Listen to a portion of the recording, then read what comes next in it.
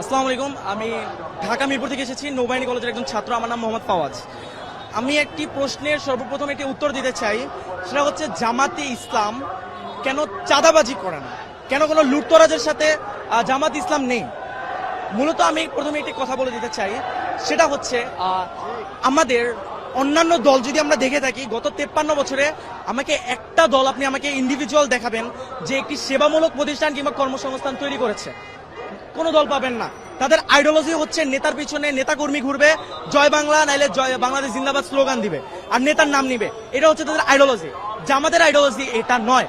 তাদের আইডিওলজি কিভাবে একটি নতুন প্রতিষ্ঠান তৈরি করা যায়। আপনি যদি গত 53 বছরে খেয়াল করেন, অসংখ্য জামাতের হাসপাতাল, অসংখ্য ব্যাংকিং সেক্টর তৈরি করা হয়েছে, যার কারণে জামাতে ইসলামের যে নেতাকর্মীরা রয়েছে, পড়াশোনা শেষে তারা যদি চাকরিও না পেয়ে থাকে, তাদেরকে ওইখানে নিয়োগ দেওয়া হয়, এবং যার কারণে তাদের চাঁদাবাজি কিংবা এইসব কাজে লিপ্ত হতে হয় না। তারা একটি অর্থনৈতিক ভালো একটি কাজের মাধ্যমে তাদের জীবন বাহন করতে পারে। এবং জামাতের আদর্শ এবং অন্য একটি দলের আদর্শে ভিন্ন কোথায়? আমি একটি কথা বলতে চাই, অন্য একটি দলে আপনি সেন্ট্রাল থেকে টাকা পাবেন, টাকা যদি না পান আপনি চাঁদাবাজিতে লিপ্ত হবেন। আপনি বিএনপি বলুন, আওয়ামী লীগ বলুন, ছাত্র দল বলুন, ছাত্রলীগ বলুন, সবাই একই ক্যাটাগরি। আপনি ছাত্র শিবির বলুন যদি, বা জামাত ইসলাম বলুন, এদের অর্থ উৎস কিন্তু এইটা নয়। এদের অর্থ উৎসটা কোথায় আমি আপনাকে বলি। ক্লাস 9-এর একটি ছাত্র, আমার নামটা ঠিক মনে নেই, আমাদের গ্রামের বরিশালের একজন ভাই, সে ক্লাস 9-এ থাকতে তার বাবা মা মারা যায়। তার পড়াশোনা সে ছেড়ে দিবে ভেবেছে। তখন জামাত যে সংগঠন তার সাথে কথা বলে, যে তার সম্পূর্ণ ব্যবস্থা তারা গ্রহণ করে, তাকে সম্পূর্ণ শিক্ষিত করে, তাকে দেশের বাইরে পাঠায় পড়তে, এবং তাকে ডক্টর বানিয়ে বাংলাদেশে ফেরত আনে। এখন আমার প্রশ্ন, একজন বিবেকবান মানুষ জীবনেও কি তাকে যেই দলটা, যে সংগঠনটা এত উচ্চ একটা পর্যায়ে নিয়ে গিয়েছে, তাকে জাতীয় রাষ্ট্রের সম্পদ বানিয়েছে, তাকে কি, তার কাছে কি কোনো সাহায্য চাওয়া লাগবে দলটা থেকে? সে তো একজন বিবেকবান মানুষ, সে নিজে থেকে তার অর্থের 50% দান করে দেবে এই দলের জন্য। এই একটা কারণে জামাতের কারো কাছে চেয়ে খেতে হয় না।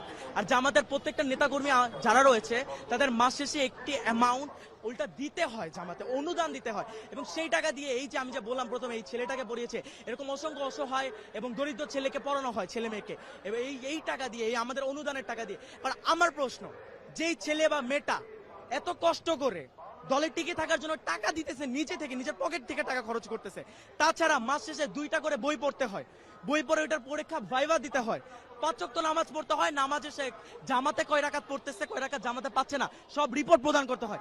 এত কষ্টের পরেও যে মানুষটাই দলে থাকবে, ওই মানুষটার কি নৈতিকতা নিয়ে কোনো প্রশ্নের আর কোনো দিক রয়েছে? ওই দল, ওই মানুষটা কি কোনো স্বার্থের জন্য দল করতেছে? ওই মানুষটার ভিতরে নৈতিকতা আছে বলেই মানুষটা দলটা করতেছে। এত কষ্ট পেরিয়েও এই দলের প্রতি সে তার ভালোবাসাটা রয়েছে। এখন আপনি আমাকে কোন দিক দেখাবেন? 71-এ যে আলবদর, তারপরে রাজাকার বলে, এই দিকটা দেখাবেন? আমি আপনাকে একটি কথা ব্যক্ত করতে চাই। হযরত উমর রাদিয়াল্লাহু তাআলা আনহু, তিনি যখন ছিলেন, তিনি কিন্তু মুসলিম ছিলেন না, তিনি কিন্তু ইসলাম ধর্ম গ্রহণ করেন নাই। পরবর্তীতে মহানবী সাল্লাল্লাহু আলাইহি ওয়াসাল্লাম আল্লাহ তাআলার কাছে নিচে চায় যে তৎকালীন আরবের যে কোনো বড় দুই নেতার একজনকে আল্লাহ আমার করে দাও, এবং মহানবী সাল্লাল্লাহু আলাইহি ওয়াসাল্লামের যে কোরআন, সে তিলাওয়াত শুনে সে কিন্তু মুসলিম হয়েছে। এখন কি আপনি তার পাস্টের সাথে তার প্রেজেন্ট তুলনা করবেন? আপনি এতই মূর্খ হয়ে গিয়েছেন? আপনি চেতনা ব্যবসা করবেন? আওয়ামী লীগ এক দল বলে গিয়েছে, তারা এখন কোথায়? তারা এখন ভারতে। এরপর আরেক দল যারা এখন বর্তমানে বলছে, তারা কোথায়? তার নেতা লন্ডনে। যেই দলটাকে বলে, সেই দলটা কি পাকিস্তানে গিয়েছে?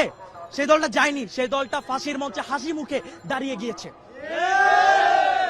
আপনি যদি আরো বলেন, যে 71-এর কথাই আমি ধরি, যদি আসলেই জামাতে ইসলাম রাজাকার হয়ে থাকতো, কেন মুজিবের সময়, জিয়াউর রহমানের সময় এই জামাতের কোন নেতাকর্মীকে রাজাকার বলে শাস্তি দেওয়া হয়নি?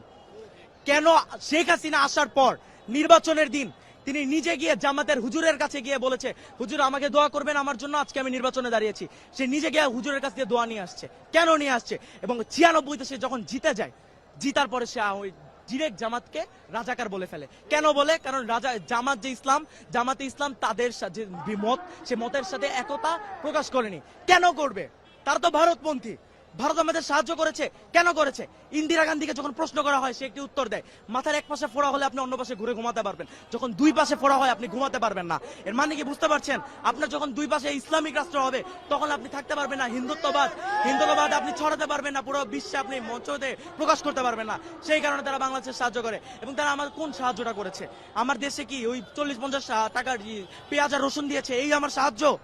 আমি তাদেরকে মাস শেষে আমার 1000 টাকা, বছর শেষে আমি ইলিশ মাছ দিচ্ছি, আমি দিচ্ছি। তারা পুরো ফারাক্কার পানি আমাদের দিয়ে প্লাবিত করে ফেলতেছে আমার বাংলাদেশকে।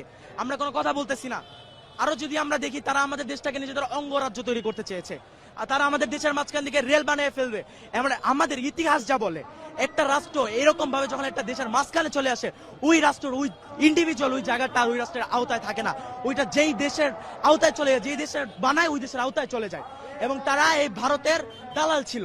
এবং আমি আপনাকে এখন আমার এতক্ষণের কথা সবচেয়ে বড় পয়েন্ট এখন করব, বিএনপি। আমার আপনাদের সকলের কাছে একটা প্রশ্ন, বর্তমানে তো তারেক রহমান বাংলাদেশে নাই, তাহলে বিএনপির সবচেয়ে বড় নেতাকে? মির্জা ফখরুল।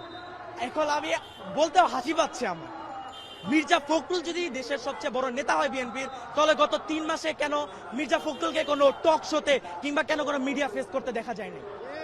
দেখা গেছে কাকে? সালাউদ্দিন সাহেবকে।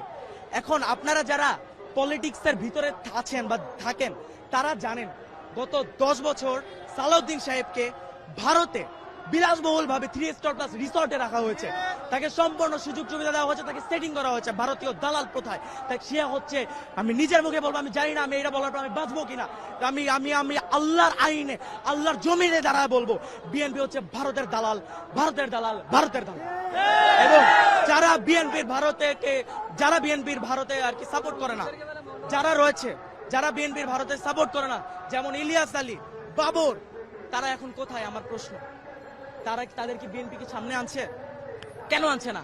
কারণ বিএনপি তাদেরকে আনতে দিবে না, তারা ভারতপন্থী না, তারা ভারতের বিরোধী। এবং ভারত আর বিএনপি এটা চায় না। তারা এখন এক হয়ে গিয়েছে, 2 সাপের 1 বিষ, আওয়ামী লীগ আর ধানের শীষ। সর্বপ্রথম আমি একটি কথা ব্যক্ত করতে চাই, একটি সমাবেশ অসংখ্য মানুষের একটি জোটের একটা স্থান। এখন আমরা যখন একসাথে এতগুলো মানুষ একসাথে জড়ো হই, কারো না কারোর সাথে গায়ে টাচ, যে জিনিসটা ফিজিক্যালি, এই জিনিসটা হবেই। আমার ইসলাম কি বলে একটি নারীর শরীর স্পর্শ করতে? আমার ইসলাম কিন্তু বলে না। কিন্তু আপনি যদি ইরানের ব্যাপারটি দেখেন, ইরান একটি ইসলামিক রাষ্ট্র, ইসলামিক শাসন প্রতিষ্ঠা হয়েছে তাদের দেশে। তাদের দেশে কি নারীরা উন্নত না? তাদের দেশে নারীরা চাকরি বাকরি করছে না? তাদের দেশ এতটাই উন্নত, তারা এতটাই শক্তি সম্পন্ন, তাদের ভিতরে ইসলামিক যে এতটা জ্ঞান ধারণা রয়েছে, তাদের আল্লাহর প্রতি ভয়ভীতি রয়েছে, তারা ডিরেক্টলি ইউএসএ এন্ড ইসরায়েলকে চ্যালেঞ্জ করতে পারে। বাংলাদেশকে বলেন, বাংলাদেশ তো ভারতের বিরুদ্ধে দাঁড়াতে পারবে না। কখন পারবে? যখন জামাতে ইসলাম এই দেশের জাতীয় সরকার গঠন করবে, তখনই যে একমাত্র পারবে। কারণ জামাতের যে প্রত্যেকটা নেতাকর্মী বলেন, এদের আসলে ভয় নেই, এরা ফাঁসির মঞ্চে হাসি মুখে দাঁড়াতে পারে, এরা খালি আল্লাহ ছাড়া কাউকে ভয় পায় না। আপনি যদি ইতিহাস দেখেন, এটা ইতিহাস আমাদেরকে বলে। এবং আপনি নারীর কথা ব্যক্ত করছেন, নারী আগিয়ে যাচ্ছে অবশ্যই, কিন্তু ধ্বংসের দিকে। বর্তমানে যেটা যুগে হচ্ছে, আপনি জায়গায় জায়গায় দেখবেন অশ্লীলতা ছড়িয়ে যাচ্ছে।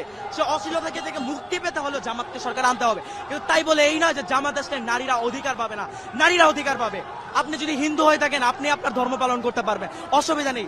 জামাত আসলে প্রফিটটা কোথায়? যারা ইসলামে বিশ্বাস করে, যারা পর্দা করে, তারা একটু সুবিধাটা বেশি পাবে, তারা সুন্দরভাবে পর্দা করতে পারবে, তাদের দিকে আড়াল চোখেও কেউ তাকাতে পারবে না। এটা হচ্ছে জামাতের আশার আইডিওলজি, এবং তারা এটাই বিশ্বাস করে। কিন্তু কোন নারী যে কর্মসংস্থানে যেতে পারবে না, এমন কোন কথা জামাত ব্যক্ত করে না। আপনি যদি আমাকে দেখাতে পারেন জামাতের একটি খুঁত যদি আপনি আমাকে দেখাতে পারেন, আমি নিজে বলছি আমি ওই দিন থেকে জামাতের সাপোর্ট করা বন্ধ করে দিব, ইনশাআল্লাহ।